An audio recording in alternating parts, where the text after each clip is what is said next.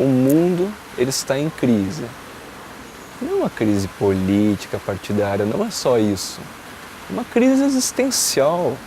O sentido que a nossa cultura está nos levando as nossas crianças, não é... Existe uma grande maioria que está sendo levada nesse rumo assim, e que acha que isso é o certo, e a gente não vai entrar num enfrentamento com essas pessoas, mas existe um grande número de pessoas, de comunidades e de grupos que não estão satisfeitos com o destino das coisas. Então, essas pessoas, normalmente a gente se identifica prontamente, né? A gente olha no olho e a gente percebe que são militantes como nós. Tem muitos professores assim com essa motivação. Então aí a gente busca parcerias e devagarinho a gente vai passo a passo, curto, médio, longo prazo, tentando fazer trabalhos consistentes.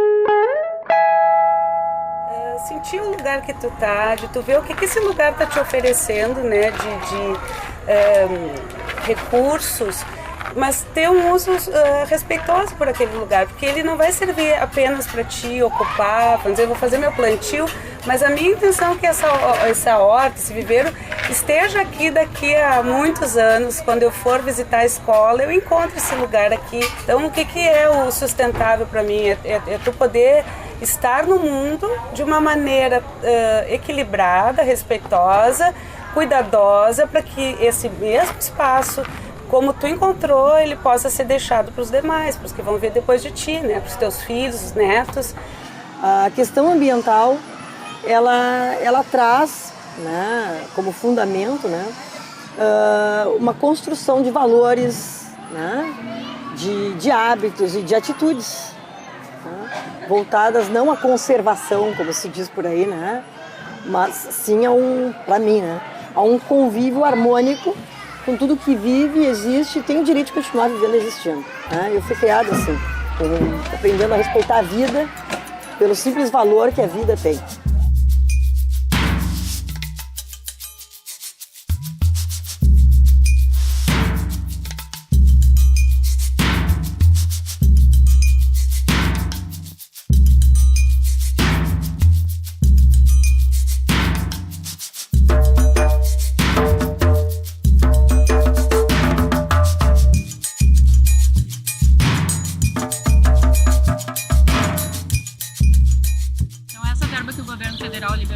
Inicialmente para 10 mil escolas.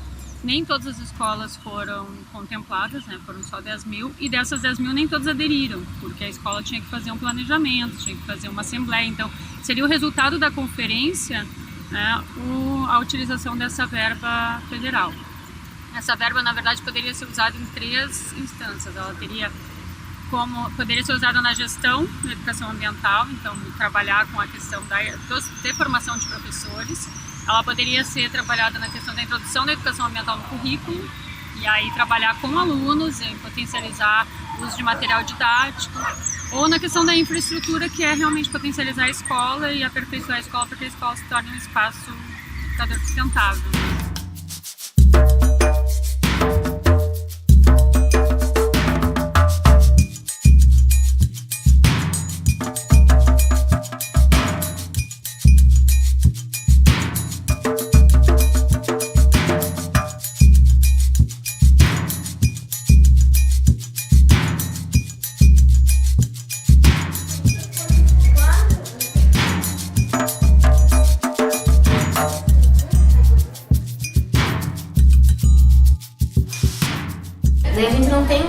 onde tu possa dizer, aqui vai ser para educação ambiental. Na escola não tem um espaço que possa ser específico, né, para o projeto. Então a gente tem um pouquinho, então a escola toda tem. Então o pessoal do outro lado vem e diz, ai que lindo aqueles vasos que vocês colocaram na parede lá do anexo, né? Então tu sabe que o pessoal tá vendo e tá percebendo, tá sentindo, né, a mudança. E ali atrás que lindo, viu, a bananeira tá com um cacho, a gente plantou bananeira que tem cacho de banana. Então a gente vai lá e fica feliz, né? Tá louco pra comer a banana, que amadureça pra comer a banana que a gente plantou. Então são coisas assim, a gente já está colhendo os frutos, né, do nosso trabalho, né? Então é bem gostoso. Deu mais vontade de vir pro colégio porque antes era meio sem graça. Agora melhorou. Nos horários de intervalo tem muita gente e pouco espaço. E por isso que a gente tem ali na entrada os bancos, as mesas. Então a gente revitalizou vários espacinhos que estavam perdidos, né? E como não tinha verde, eu acho que é isso que a Luana fala, né? Dá mais prazer de ficar sentado embaixo da árvore, nos bancos, no meio das plantas, né? As flores. E a gente ouve muito elogios por parte das pessoas, de pais, de alunos que chegam aqui, de alunos de outra turma que querem entrar no projeto. É muita procura, sabe, por vaga, né? É bem interessante.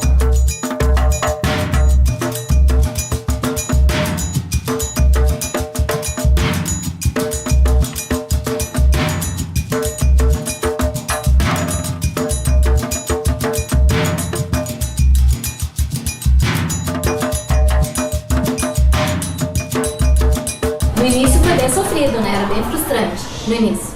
A gente plantava e no outro dia estava destruído. Então, no início foi bem trabalhoso, né? Dá vontade de sentar e chorar, sabe? De ver. Mas a gente não desistiu, a gente replantava, insistiu e agora a gente vê, tá lindo, né? Tá tudo bonito, pelo menos a gente sente prazer.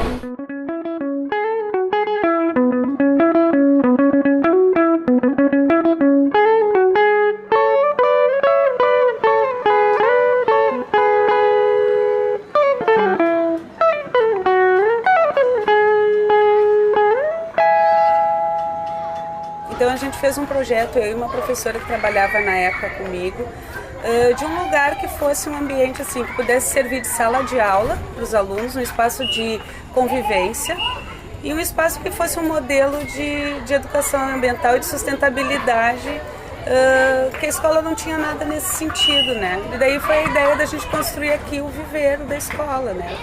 Viveiro sustentável de Mudas, como ele foi batizado desde o início, né? E o espaço do viveiro é um espaço assim de sala de aula ao ar livre, em que eu trago turmas pela manhã, eu tenho outros grupos que são do turno integral e que visitam esse espaço e fazem todas as atividades de plantio, de manutenção da composteira.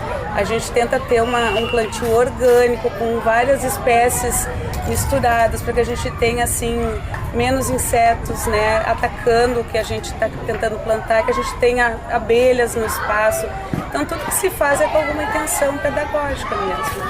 Aqui sempre tem alagamentos quando chove. Daí tem uma parte do colégio onde uma rã colocou ovos e milhares de girinos nasceram e a gente ficou estudando, apresentando para os alunos, fazendo aulas sobre o que a rã faz e o que a gente tem que fazer para cuidar o habitat dela, porque aqui é o habitat dela, a gente que acabou invadindo. Porque a gente teve as rãs que vieram colocar ovos, logo em seguida a gente avistou as cobras que vieram se alimentar daqueles girinos, logo em seguida pousou uma garça branca e veio se alimentar provavelmente tanto dos girinos quanto da cobra. Então a gente teve um modelo de cadeia alimentar a céu aberto e que foi assim vivenciado por todos os alunos da escola, porque mobilizou muito aos alunos enxergarem esse ciclo acontecendo dentro da escola, né? Então a natureza não é uma coisa que está longe da gente, né? A gente faz parte dela e ela está aqui, ela está no pátio da escola, ela está nos espaços que a gente ocupa e esse respeito ele é importante, ele tem que acontecer.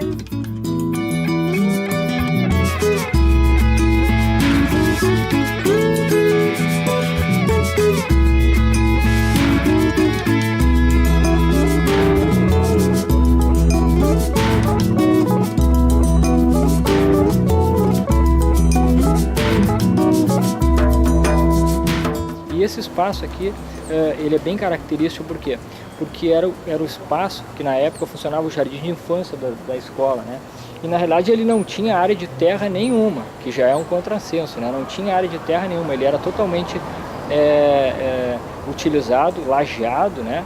E nesses últimos 3 anos a gente foi reconstruindo esse espaço, né?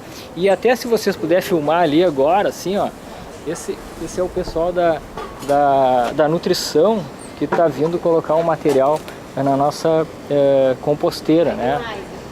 Tá.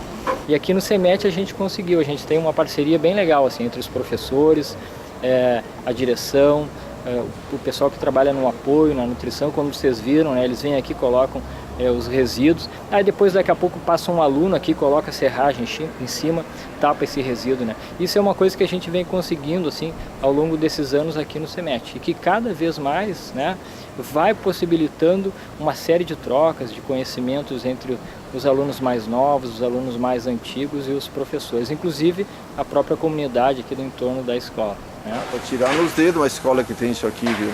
Um pátio tão bonito assim, foi transferido numa horta, numa coisa orgânica, né? Que todo mundo participa, né? Principalmente os alunos que têm pouca experiência sobre isso, né? Eu, para mim, não, eu tenho muita experiência, me criei na lida, né? Então eu sei lidar com isso. Mas agora eu vejo muita dificuldade, muitos alunos que chegam, me perguntam como é que planta, como é que cresce, como é que vem a fruta. Para eles é tudo novidade, né? Muitas vezes, tanto alunos quanto professores, quando eles chegam nesse espaço aqui, eles têm uma tendência a dizer assim, mas olha só, é tudo bagunçado, as plantas são todas misturadas, tem mosquinha na composteira. Por quê? Porque a gente aprendeu, né, que a natureza, principalmente nesses últimos anos, assim, é uma coisa compartimentada, né? Principalmente através da agricultura, né? O que a gente vê hoje em dia? A gente vê um canteiro de alface, um canteiro de beterraba, um canteiro de pepino, é tudo separado, né? E que a natureza não é assim, né? A natureza ela é integrada, os sistemas funcionam juntos e um sistema dá força para o outro, né?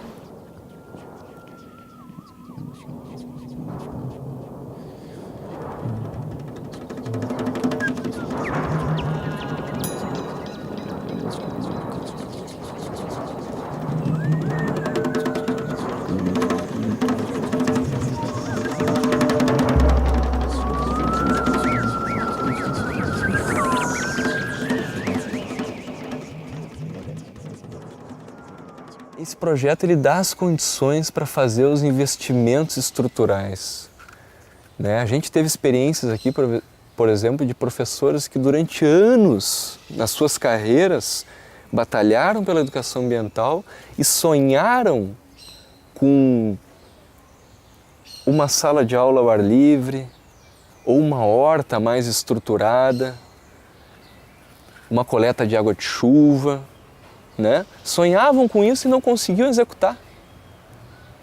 10 anos pensando no assunto e não conseguiam executar. E aí vem um projeto desses, onde o Estado pega um recurso pequeno, né? E não passa por uma fundação, ou por um terceiro, ou por uma secretaria, não.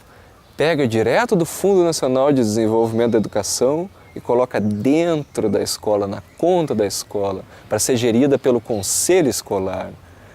Então, essa descentralização, né, isso para nós foi para nós da educação ambiental, é uma coisa revolucionária. O que movimentou de projetos que estavam adormecidos ou estavam lentos há muitos anos, assim, que puderam dar um pontapé e transformar as escolas, foi uma coisa incrível. E a gente sabe que esse projeto não conseguiu ser implantado em todas as realidades brasileiras. Que tiveram alguns pontos que conseguiram se desenvolver melhor por causa dos seus acúmulos e seus históricos. Temos aí um programa do governo federal. Tivemos, acho que não teremos de novo, verba da escola sustentável. Aí a gente pergunta, necessário verba? É muito necessário sim verba. O gestor público, ele vai ter que entender, ele vai ter que atualizar seus conhecimentos para se dar-se conta que as escolas, né, não se faz escola com soluções sustentáveis no cotidiano né, apenas como proposta, né, apenas porque hoje está na moda, né, mas se faz porque isso é uma construção social, sim, é uma demanda social, é uma demanda socioambiental. O que a gente espera? Que essa mudança na escola proporcione uma mudança também no currículo, né? Uma mudança estrutural, uma mudança de infraestrutura que faça os professores que estão lá pensar aquele espaço como uma alternativa. Porque uma educação fechada na sala de aula, em fila, né, e escrevendo no quadro, a gente sabe que ela está saturada, né? A gente não tem mais espaço para isso, então a gente precisa de alternativas. A gente não tem como destruir as escolas e fazer de novo, mas a gente tem como criar espaços alternativos. A gente, como assessoria, vai, faz a formação, conversa, mostra as potencialidades, inclusive os parceiros como o Matheus, eles também fazem essas formações mostrando o que o professor pode fazer com aquele espaço. Porque às vezes o professor fechadinho na sua sala de aula e na sua formação acadêmica, ele não tem essa visão, né? Ele não consegue pensar o que eu vou fazer numa sala de aula com um toco de eucalipto embaixo de uma árvore, como é que as crianças vão parar ali? Ainda tem essa visão, né? Então a gente pode também mostrar um pouco de como fazer isso. Eu acho que um projeto dessa categoria, assim, dessa envergadura, ele tinha que ser melhor entendido, melhor estudado, compreendido, inclusive pela universidade. Deveria entender melhor de que forma esse projeto foi aplicado, quais foram os pontos positivos, os pontos negativos, para que a gente pudesse dar andamento nesse tipo de investimento.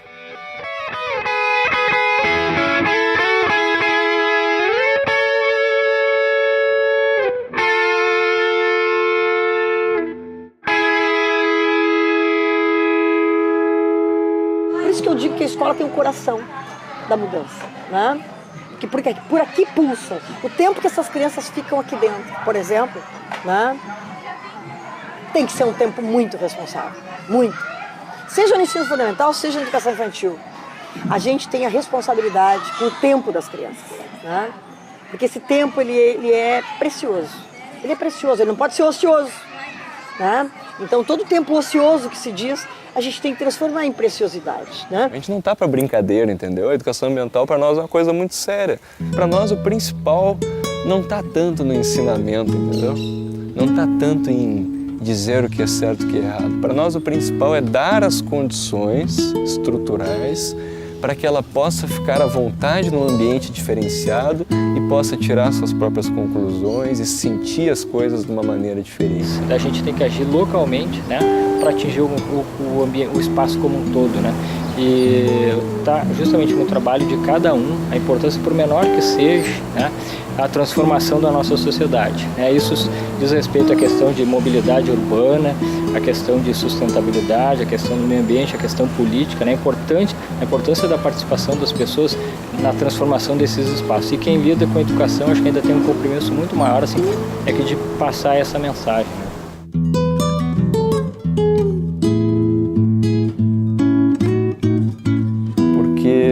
A educação ambiental ela está diretamente relacionada ao resgate da ancestralidade indígena. E quando a gente fala isso para o educador ambiental, a gente não está se referindo ao Dia do Índio, sabe? Que virou em muitas escolas a gente vê um dia assim, muitas vezes beira o ridículo, né? Dia do Índio. Não, a gente não fala disso, a gente fala do resgate do saber da cosmologia indígena profunda. Que é isso, é a relação que esses povos tinham com as florestas, né? Com a natureza, da forma mais profunda que a gente pode imaginar.